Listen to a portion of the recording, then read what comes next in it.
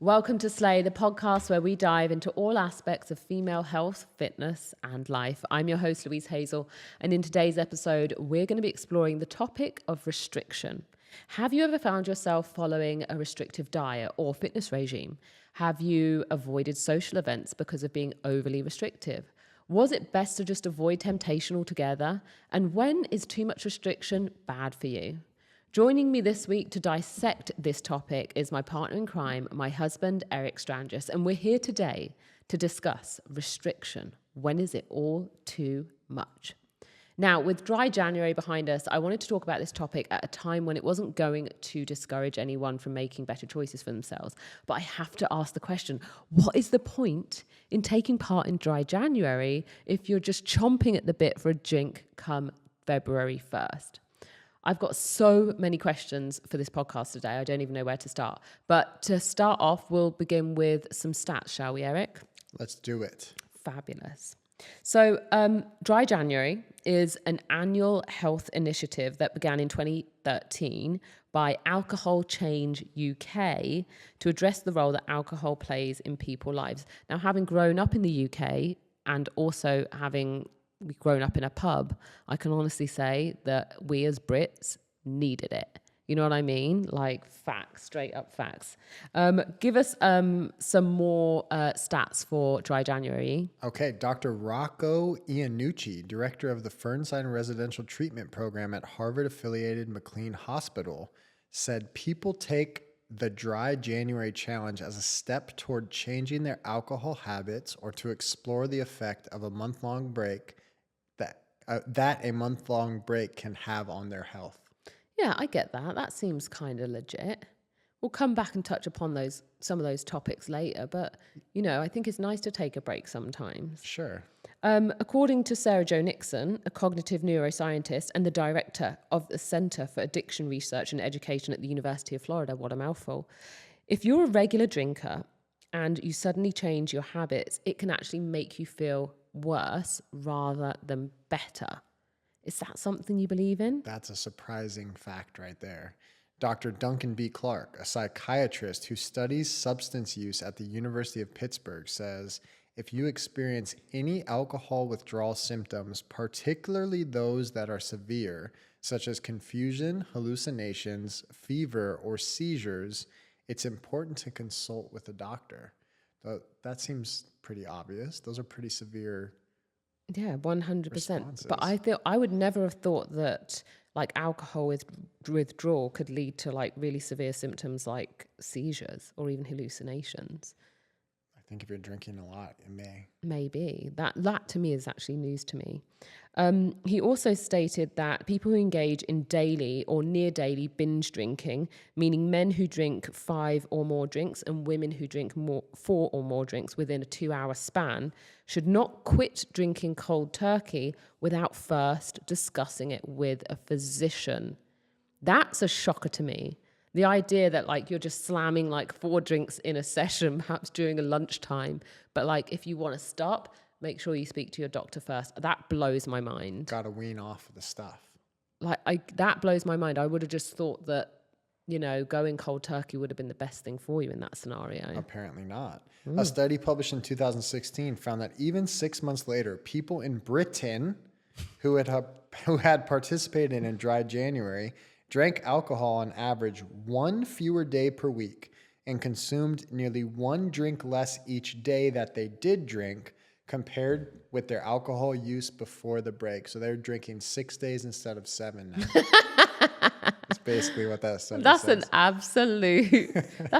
absolute result, I think, in the UK. 6 days out of 7, that's all right. 1 day off. That's Wednesday, good. maybe. Yeah, for sure.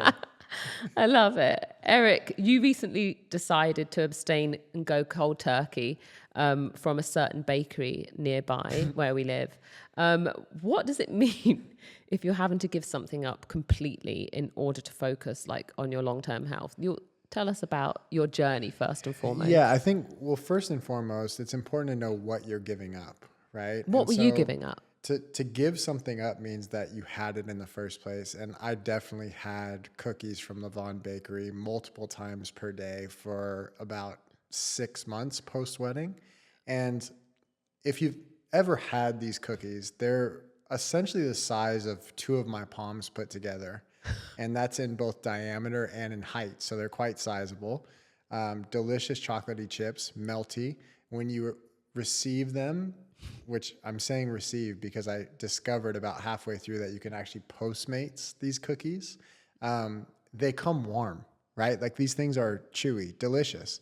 And so the thing about these cookies is you can also get them in a order of 6 packs. Yeah, we found out. So and I didn't know that at first. And so that really took my cookie habit to the next level. And so I think, if you need to abstain from something or give something up, first it's important to know what you had, right? You don't give something up that was not a big part of your life. You know what I'm saying? It has to feel a little bit like a sacrifice. So I think if you are giving something up, what does it mean to focus on your long-term health? I just think it means that you're human. Right? And it means that you're normal. And it means that there's certain things that you like that might not be the most healthy things for you. And it might be better if you kind of started to cut down on the habit. And that's what I went through with this specific bakery and the 6-packs. So where are you currently at with Levan Bakery? Like, do you have a sponsorship deal? Is that just completely off the table now? Like, what's the situation? I don't now, but my point with the first thing that you asked me was to hopefully secure one. But right now, my habit with Levan Bakery is I'm off the cookies. Okay? Until when? Is this a long-term thing, like forever? Because like you made it very, very clear in December, Lou, don't let me go into Levan Bakery. I actually went into Levan Bakery and posted a picture of you. And I was like, if you see this man, you send him back home to this address. You put him in the first Uber and you send him back home. But something's wrong with you because we were walking by the other day and you like tried to pull me into the door. Did not. And I have boundaries. Did not happen. So where I am right now is I'm off the cookies for 2024, mainly Levan Bakery. That to me is a gateway drug. And so I think that you have to know your triggers. And Levan Bakery for me, that's like a one and done. And I'm not really an extremes person, but everyone had their in and out list for 2024. The number one thing on mine was Levan Bakery in capital letters. Wow. It's out. It is completely out. Well, doesn't complete restriction just lead to like overcorrection though? Because if you think about like dry January, for example, going back to our original point, like, aren't people just falling straight off the wagon? Aren't they just simply, as soon as February 1st comes round, aren't they just throwing caution to the wind and just back into the normal habits? Yes, but I do believe that is a mentality issue. And in my opinion, people who fall off the wagon think that there's a wagon to be on in the first place. And usually if you're thinking about falling off the wagon, there's an all or nothing mentality that you're bringing to the table. Right. And that I think in and of itself is not conducive to having a positive outlook towards whatever it is. So same thing with the cookies, right? Like I'm saying that I'm off the cookies for 2024, which is very much an all or nothing because I was all in. And I think that what we want to do is have a longer term outlook on where does this fit into the bigger course of my life for whatever it is that you're trying to give up. But you tell me, do you think there's ever a time when restriction is okay? Absolutely, 100%. I think that there is, a wide spectrum of restriction. And I think there are probably like 4 stages. I think, at one end of the spectrum, and there's always going to be 2 ends that are an extreme. You've got, no control, like zero control or regard or zero moderation for whatever it is, whether it be food, exercise, whatever, your habit, bad habit, whatever it is. And then the other end of the spectrum is too much control. So let's think, let's take it in this instance, we're talking about Levan Bakery or food. So you've got people who have zero regard for moderation or control over what they eat. And then you've got people who have over control in what they eat, and perhaps people who are scared of food. And then you kind of have that kind of in between. And I think that the 2 kind of ends of the spectrum in between are people who love food and respect that it has both negatives and positives. Love the way it tastes, but I know that perhaps I can't eat this every day. And then you've got people who use food And this is where I think majority of like athletes and, you know, people are thinking about food as fuel kind of live. And really that's just, what do I need in order to get the job done? What do I need in order to perform a workout today, or in order to reach my, you know, health or fitness goal? And so I think personally that you kind of want to aim between those inner lesser extremes, enjoying your food and then perhaps having a purpose if that's your overall end game. Yeah. I mean, you mentioned being an athlete too. And I think of you, obviously, in your athletic career and preparing for the Olympics. There's so much discipline that's required to prepare for an event of that magnitude. And more importantly, it's such a long-term goal. And that's so different than I think what most people think of when they think of restricting food or dry January, when they're trying to cut something out for a 30-day period. The discipline required when you're an Olympian means that you're preparing for something for multiple years. So what was it like prepping for the Olympics? Did you feel a certain sense of restriction in what you ate and what you did and how much you went out? Like, as far as your nightlife or your social life, did you feel a big sense of restriction? I'm going to be really honest. Absolutely not. If I think about the bigger picture, let's think about a 4-year cycle. At not one point I'm thinking about restricting food whatsoever as an athlete. I'm thinking about what do I need to get through this workout? Like, I need a isotonic drink. I need to fuel this competition. I'm not ever really think, in fact, quite the opposite. I actually didn't think about food at all. In fact, I remember a season whereby on Friday nights, me and my friends, and we were all like Olympic level athletes, would have chip night, fish and chip night. Chip night? Yeah, fish and chips. Like, it's really not the healthiest thing. If you've ever been to the UK, I apologize. The chippy. But, you know, it's a staple when we'd have fish and chip night. And it was the winter season, so it was kind of off season, but we were still competing indoors. I jumped a personal best in the long jump. I jumped like 6 meters 20. I don't know what that is in yards or feet or whatever. Fueled by fish and chips? Fueled by fish and chips. The next week, I was at that same venue. I had fish and chips again that Friday night. Jumped the exact same distance that next Saturday. The exact same distance. Third week, didn't quite work. But, you know, so that's to say, like, when you're an athlete, you have to make sure that there's an adequate amount of energy and fueling when you're at the top level. But the reality of it is you don't really take it that seriously. If there's one thing that I regret about my athletics career, it's that I didn't have the knowledge that I have now about nutrition. I could have really optimized my nutrition and my performance way better. Here's what I will say though. Olympic year, the most restrictive year of my life. So all of a sudden you are thinking about performance in every way, shape or form. I was never thinking about restriction with regards to food, purely about exercise and working out, like my workouts, my sessions. So the fact that, do I want to go to the cinema tonight and stay out till 10:30? Or do I want to be in bed early because I've got a hurdle session and I've got a race at the weekend? And it's really important that I get out of the blocks first and I hit those first. So there's always this kind of like end game, this longer term picture and this overarching picture of what is it that I want to achieve, and weighing up the pros and cons of, does this thing, whether it be a late night food, bring me closer or further away from my goal? And that's how, like, we elite athletes make our decisions. It's very black and white. Does it bring me further away from my goal?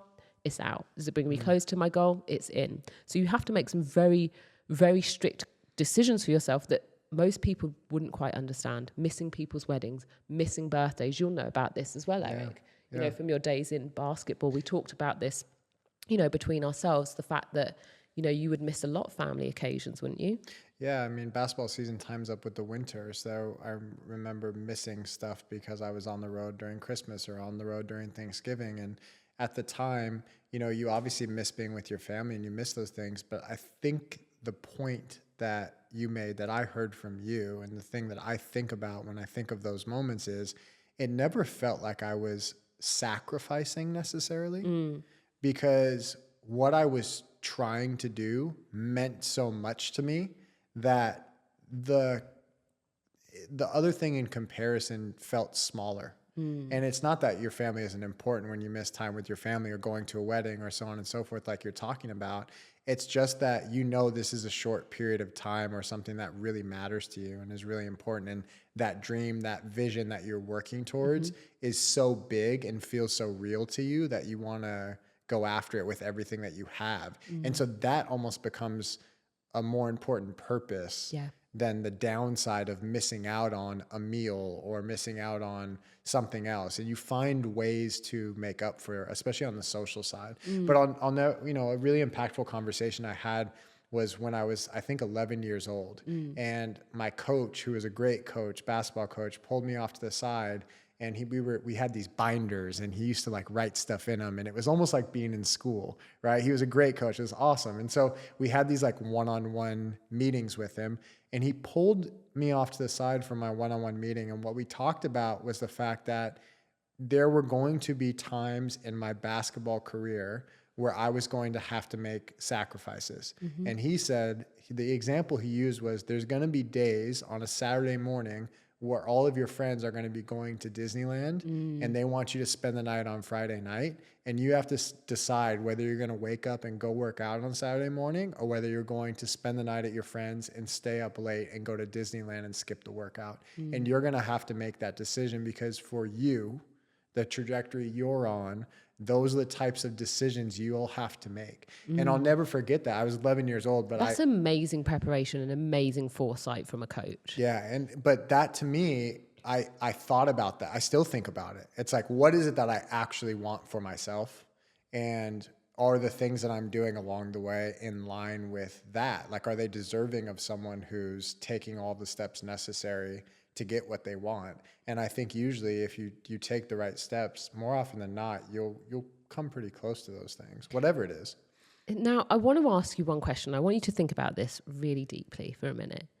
Do you think it was healthy to miss all of those social events?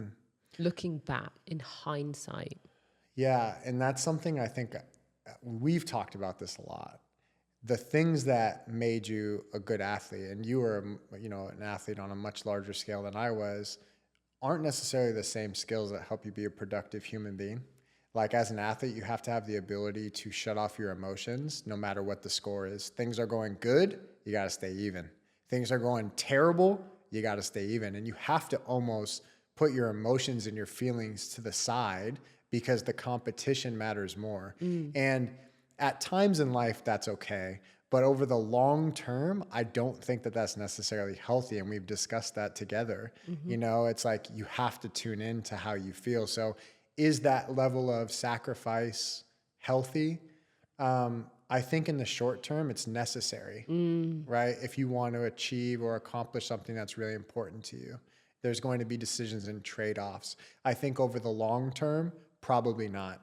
And so for me, talking about coaches, I obviously am a big sports guy. And so I think about coaches like John Wooden, or think about the great basketball coaches or football coaches, whatever it is.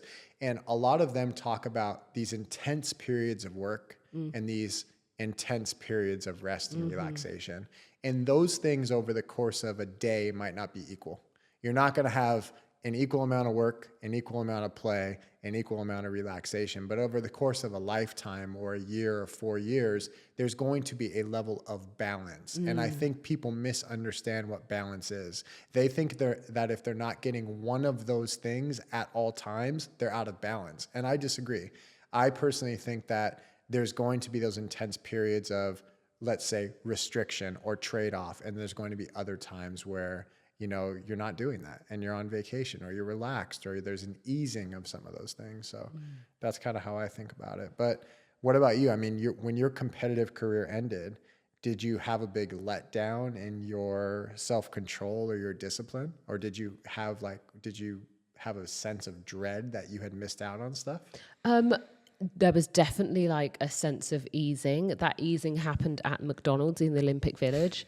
So after the London 2012 Olympics, and the heptathlon was always on the first weekend of competition for athletics. So after our 2 days of competition had completed, we would always get to just sit back and watch and enjoy the rest of the athletics, and also the other sporting events, the basketball, so on and so forth. And yeah, I found myself every single night in the village. And bearing in mind the canteen, the cafeteria is open 24/7. In the Olympic Village. Correct. And in that cafeteria is a 24-hour McDonald's. And me and my friends, I remember, I won't name names just to save them the shame and the glory, would go out, hit the town in London. We'd take up like Olympic passes. You could get in any nightclub you wanted. You would come back in at like 2 a.m. straight to McDonald's. And oh my gosh, when I look at pictures of me post Olympics, literally a week after, I look like a completely different person. Mm-hmm. Like I put on some pounds. Really? Yes, because, you know, I was completely out of routine. I'd gone from I wouldn't even say it was 4 years of training. For me, it was from the moment my dad passed away in 2008, right the way through to 2012. It was a real weight that had been lifted off my shoulders. I was no longer needed to be anywhere. I no longer needed to show up to training the next day.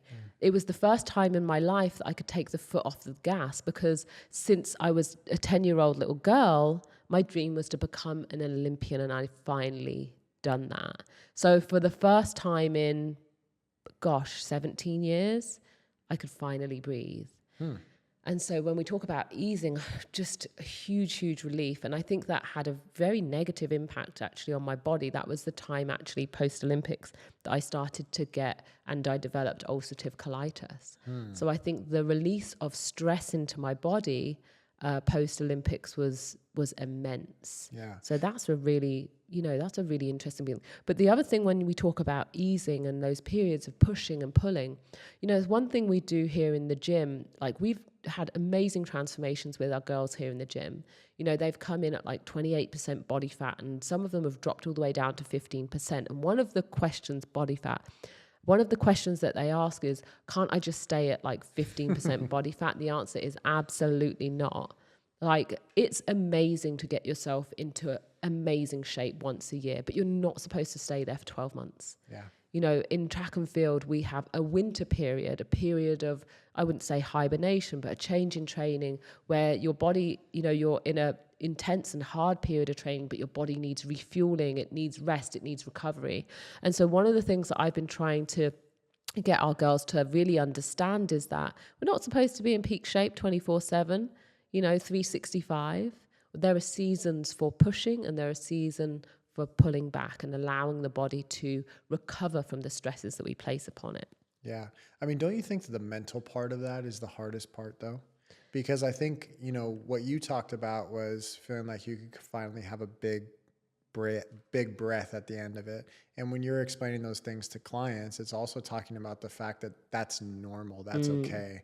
And I think sometimes the reason we struggle and we go to these extremes, we go to dry January and then we rebound right back. And then in February, it's back to drinking and partying and like letting loose.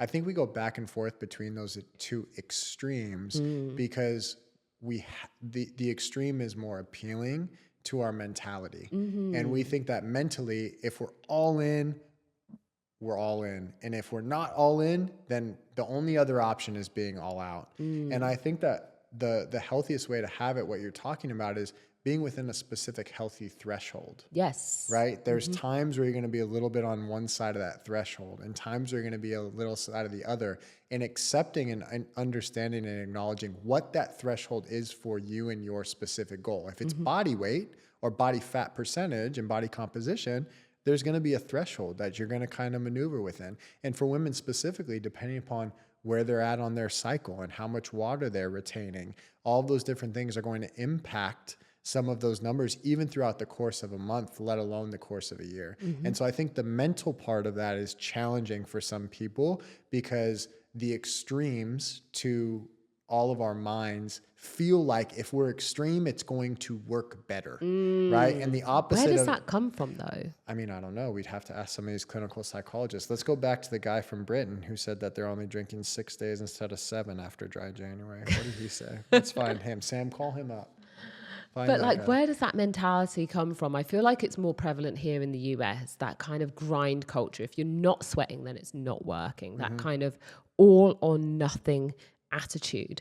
Like, how in a world of all or nothing, how do you personally exercise and find moderation? Like, what are the tricks, the tools, the things that keep you within your healthy threshold? Yeah, I think first and foremost, I think that is a skill. So it's a skill that's developed over time. It's not something that you're always going to get right. So you have to have a certain understanding of yourself and being forgiving of the fact that you should be constantly refining that skill. The second thing is, I think you have to have a big vision of why you're trying to accomplish something in the first place.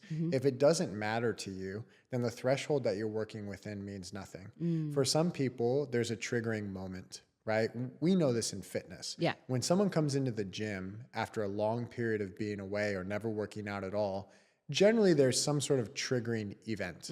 Sometimes that's an upcoming wedding. It's an upcoming vacation. Other times they saw a picture of themselves and they didn't recognize themselves anymore. Other times it's a health concern, or maybe a partner, or maybe they're going through a breakup. There's usually a triggering event that sparks that. And so it becomes important because of that triggering event made them feel something that they wanted to change. And I think as an athlete, it's easier because you literally have an event. Yeah.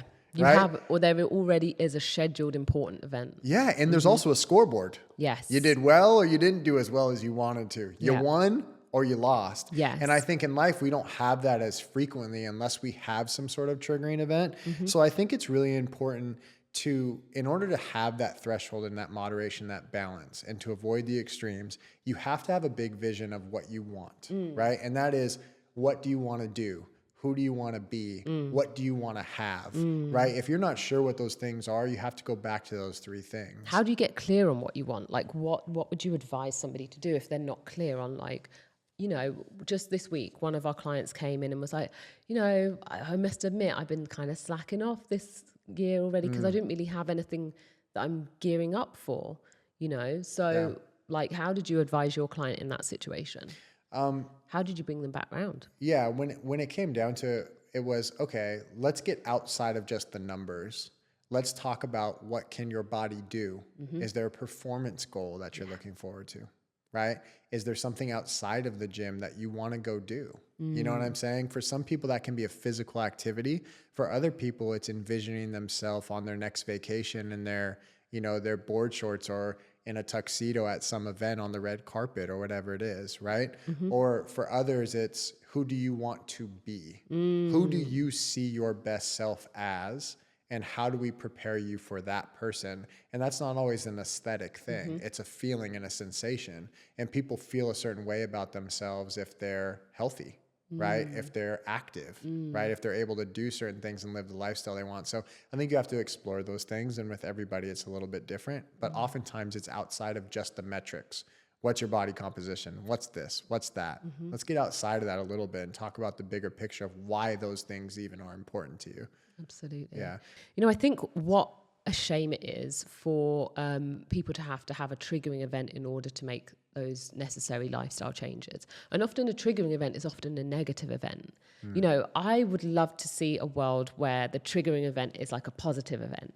Perhaps like, oh, you just had a baby. Oh, you know, one of my clients that was coming in was like getting ready for his dad bod because his baby was on the way, and that I just thought was just the sweetest thing. We talked about, you know, creating daddy arms and stuff like this. To me, I feel like, aren't we just always operating from a place of lack when it comes from this, we're talking about restriction? You know, aren't we just operating from a place of fear of like, oh, you know, dry January, yeah, because I've been drinking too much. And now I need to put a lid on it. And shouldn't we be reversing that trend and thinking about, you know, coming at these opportunities to improve ourselves from a place of abundance? Isn't that a completely different mindset altogether? Yeah, I believe so. And I also think that you brought up a really good point that sparked my thought about when you do restrict yourself from something, replacing it with something that is a better habit or lifestyle choice that you want, right? And I think so often, you know, we were having a conversation about someone who said that, you know, when things are challenging for them, the thing that gives them a moment of happiness is having something to eat, and something that usually is a little bit not on the healthier side of the spectrum with that choice.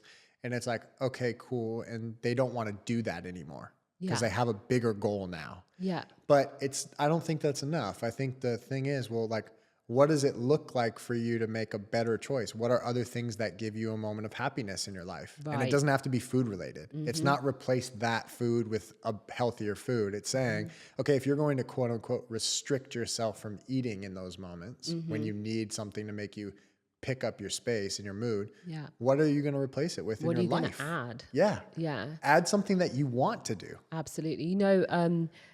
Kelsey Heenan was on the podcast a couple of weeks ago, and she was talking about improving your relationship with food. And she was talking about we're constantly having those messages pumped at us about what we should be taking away. But she was saying that the beauty of food and improving your relationship with food is actually thinking about what you can add. And so thinking about the things that you are actively choosing. And so I would say to, our friend who's, expressed that desire to want to change, like, really remind yourself every single day when you wake up, you get to choose exactly who you want to be. So all those people who have, completed dry January and they're now well into February, getting on to March, you get to choose who shows up at the social events. You get to choose who you are to your friends. You get to choose who you are to your family. More importantly, you get to choose who you are to yourself every day and how you treat this body and respect this physical being that you've been like blessed with. And I say that to say, like, one of the things we talked about at home was you talked about guilt and shame. Tell us about that, Eric, like the idea of the role that guilt and shame has to play when we're choosing habits for ourselves that perhaps not the healthiest. Yeah, I think sometimes people restrict themselves because they feel a sense of guilt or shame, and that's what leads to the restriction. But I also think that people who take restriction too far often feel guilt or shame for breaking that promise to themselves. But oftentimes that promise is so extreme that they're setting themselves up for failure, right? And what that does is creates a mindset of that you are powerless over the choices that you make. And so I think it's a really, in my opinion, a dangerous game to play, right? Setting really severe restrictions that are almost impossible to keep. You break it, you feel guilt and shame as a result. You beat yourself up. And it reinforces that you're powerless over the choices that you have. And that, I think, is kind of a bad cycle to find yourself in. 100%. Mentioning the word power there, what I want to do is just back and forth really quickly about what are some tips and tricks that people can use to feel more empowered about their choices. So I'm going to start. So I think it doesn't matter where you are in your life, choices, whether you've got this goal, that goal, like implementing, especially when it comes to food, a cheat meal, something that is for you to enjoy once a week. Yes. It doesn't matter whether it's not that it has to, let's say, for example, you have a macronutrient or a calorie goal, make sure it fits the calorie goal. We always recommend to our clients, if you're going to eat out on a Saturday night and enjoy yourself, you put the food that you want to enjoy first into your plan, and then you add all of the stuff around it and try and make it a work. part of the plan. Exactly, 100%. Yeah. Anything else that makes it is going to make someone feel more empowered to perhaps make sacrifices? I'm trying to think of something that comes to mind, because to me, that's the same thing that I would have said, is building something into your plan to make it a part of your reality, right? Because it provides something to you. I don't know. Do you have any others? Absolutely. Give me a moment to think here. So one of the other things I would say for all of those women out there is, restriction can show up in our lives, not just on our plate. It can show up in so many other areas that indicate that we're not taking care of ourselves. So this week, for example, we were invited out to the Magic Castle, and I said to Eric, I don't want to go. The reason I don't want to go is because I hurt my arm and I can't brush my hair and I haven't got my eyebrows done, and I just felt like I had the ick. I didn't feel comfortable in my body. And so I say that to say, like, do not restrict looking after yourself. That might be getting your eyebrows tweezed. It might be, getting a wax done. It might be taking care of your nails, getting a pedicure done, going to the hair salon. Like, don't forget that, denying yourself self-care is also a form of restriction. And you're kind of restricting the way in which perhaps you show up in the world and who you show up as and how you feel when you interact with people. Yeah. One thing that you've told me in moments when things are challenging or you're feeling you're not feeling at your best is we do not hide, right? You say that to me all the time. We do not hide. And so I think people who are trying to make healthier choices oftentimes will hide. Yeah. Right? Because they don't want to have to face someone saying, as an example, at a social event, hey, have a drink. Why aren't you drinking? Why aren't you going on? Right? And so they choose to actually restrict themselves from social connection and things that they enjoy that don't require alcohol for them to necessarily be happy. And so that's a small example, but don't restrict yourself from the opportunities and hide from things that are positive in your life because one element of that involves a decision that you're making that's good for you, right? Don't hide, right? Get out there. Don't hide just because it's challenging. That's because right. it will be more challenging if you're the only one not drinking. Yeah, and it's going to be even more hard if you're, holding yourself up at home all the time because you're trying to make a good choice, right? So I think that's something that is important. Don't hide from yourself. And don't hide from others and the decisions you're trying to make. I love that, Eric. I think we're going to end on that. That's a wicked, unless you've got anything else. I got nothing. Wraps it up. In summary, restriction can be both a good thing and a bad thing if extremes are applied. The key is to strike a healthy balance that is right for you. Now, that concludes this episode of Slay. Stay tuned for more empowering discussions on female health, fitness, and life. You can follow me at Louise Hazel on social media, and you can follow Eric at Eric Strangis. You can check out the Slay brand at Slay Athletic, and don't forget to subscribe to the Slay podcast if you haven't done so already on Spotify, and leave us a review. You can also get any of the tools and resources that we mentioned in our podcasts on the Slay app. Download it now for free from the App Store and join our online community. Thanks for joining in. We'll speak to you next week.